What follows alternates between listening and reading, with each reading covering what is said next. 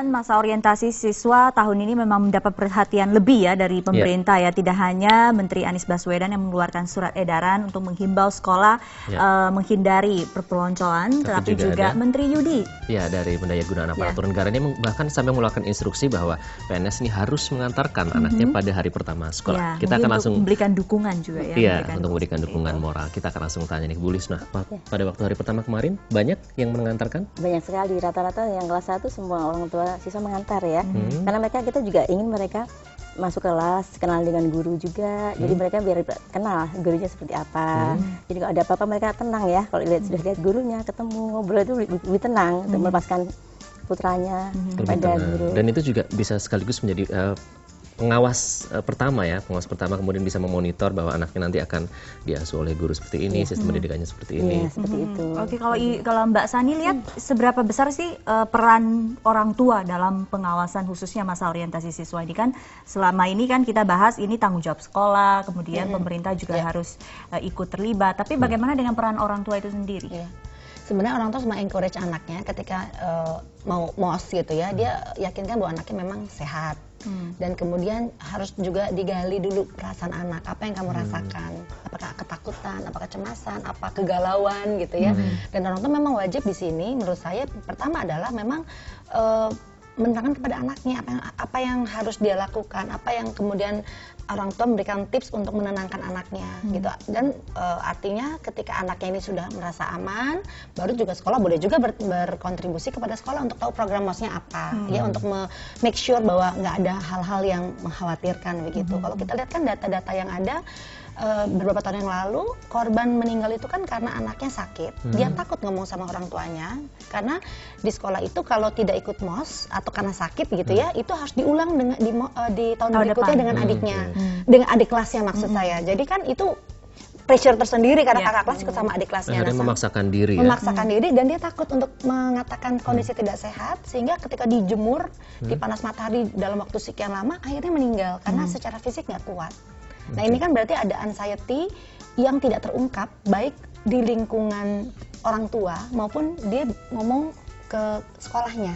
Jadi ketika orang tua menanyakan di awal, mudah-mudahan anaknya bisa mengungkapkan kan sudah ketahuan di awal, bisa ada antisipasi gitu. Nah, jadi jangan sampai ini terjadi kecolongan-kecolongan seperti ini. Ini kan sebenarnya karena fisik ya. Jadi makanya sekolah juga mesti harus tahu atau mensosialisasikan ketika anak tidak sehat fisik harus segera melapor. Nah, ini juga mungkin agak lalai dalam sistem di awalnya, pengawas di awalnya sebenarnya persyaratan ikut MOS itu seperti apa? Karena kan ada juga dijemurnya itu loh, kan di siang terik matahari itu kan kalau fisik nggak kuat kan memang dia bisa fatal akibatnya. Ya, Mbak Sani tadi Anda menyatakan bahwa ini ada penyalahgunaan wewenang, kemudian harus segera melapor ke orang tuanya, mungkin dimulai dari situ ya. Kemudian dari Kemdikbud ini sudah berinisiasi, ini membuat website, di situ ada www.mopd.kemdikbud.go.id. Jadi bagi siapapun yang mengalami atau tahu ada praktek perpeloncoan atau pelecehan bisa melapor ke situ. Apakah itu cukup hanya dengan website? Ya, at least ada wadah lah ya,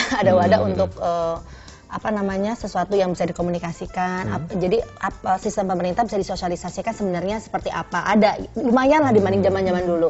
Tapi yang terjadi klien-klien pribadi yang datang ke saya adalah memang di beberapa sekolah ada yang memang justru MOS yang informal itu dilakukan dan ditutup-tutupi dan tidak boleh sampai diketahui. Istilahnya anak baru itu diancam untuk tidak memberitahu.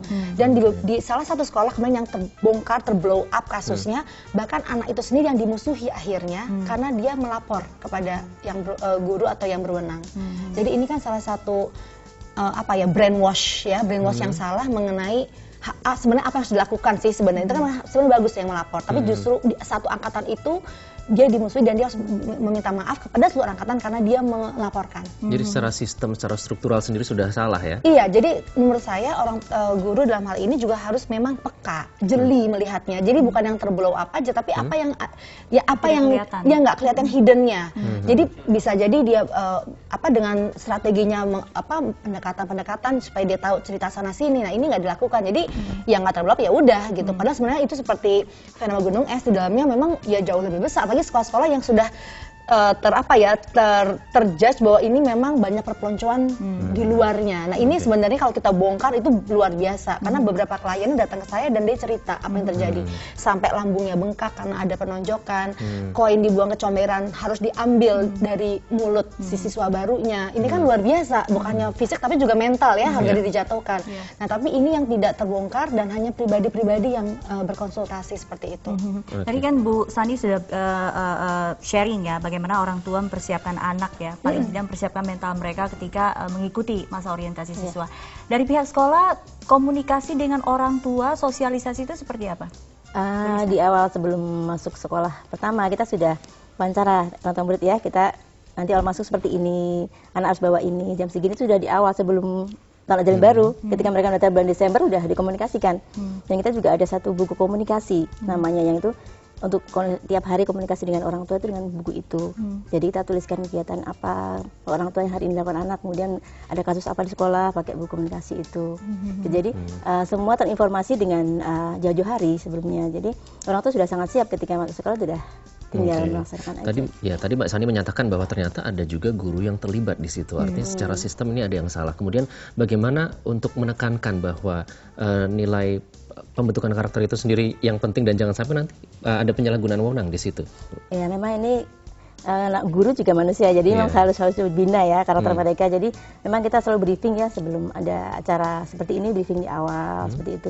Juga di SMP seperti itu juga sama, di briefing dulu. Nanti guru harus begini itu memang ketat di situ. Kalau kami swasta diawasi orang tua sekali, jadi kami sangat ketat dalam hal seperti itu. Kalau tindakan tegas sangat diperlukan kalau si guru ini menyimpang gitu. Oke, waktu kita sisa sedikit ya, kita ingin dengarkan pendapat dari Ibu Sani. Jadi masih perlukah MOS ini dilaksanakan? MOS itu singkatan dari masa orientasi siswa, sangat penting memang harus diterapkan dengan tujuan yang jelas, sehingga memang manfaatnya sangat positif buat anak, terutama untuk mengenal teman seangkatannya, seniornya, guru, dan aturan-aturan yang berlaku di sekolah. Nah, apabila MOS ini dilakukan dengan secara bijak ya, misalnya dengan tugas-tugas buat paper atau karya-karya kreatif yang lainnya, itu justru akan meningkatkan semangat anak untuk bersekolah. Tapi ketika MOS ini terjadi penyalahgunaan ya, pelaksanaan atau wewenang dan sebagainya, justru membuat semangat anak menjadi turun untuk masuk ke sekolah barunya. Oke, ini satu hal lagi ya Bu Sani, apa yang kemudian bisa memutus rantai daripada masa orientasi siswa ini yang terkadang budaya ajang balas dendam ini terpelihara sampai sekarang? Betul. Jadi memang harus ada peraturan tegas dari kepala sekolah, dari sistem sekolah itu sendiri. Apabila budaya negatif masih dilanjutkan, harus memang dikeluarkan pelaku-pelakunya, karena justru pelaku itu yang menurunkan budaya tersebut dan justru membrainwash adik kelasnya untuk melanjutkan budaya itu. Justru ini yang harus ditindak tegas, kalau perlu dikeluarkan menurut saya, atau dipindahkan atau dikasih SP dan sebagainya, sehingga memang budaya ini tidak diturunkan. Tanpa itu susah untuk kita redam. Bukan hanya di atas kertas saja tentunya Mbak Sani, harus penegakannya harus dilaksanakan. Nah, itulah tadi perbincangan kita. Kemarin kita juga sempat menyimak ada beberapa yang di media sosial nih, ada ospek di Singapura bahwa mereka diajarkan untuk menanamkan kebaikan. Jadi apapun itu pelajarannya, bahwa hari itu mereka harus melaksanakan kebaikan kepada siapapun itu. Kita harap ospek di Indonesia akan seperti itu ya. Mengikuti. Tapi memang juga ada himbauan dari Presiden Jokowi yang mengatakan budi pekerti itu penting sekali loh untuk diajarkan di sekolah-sekolah di Indonesia supaya karakter anak-anak ini bisa lebih baik ya. Dan tidak hanya academic base tapi juga moral base-nya terpenuhi. Betul sekali. Terima kasih Mbak Sani dan juga Ibu Lisna sudah berbagi dengan kita di Ek 11 hari ini, dan kita akan jeda dulu. Kami masih akan kembali dengan informasi lain.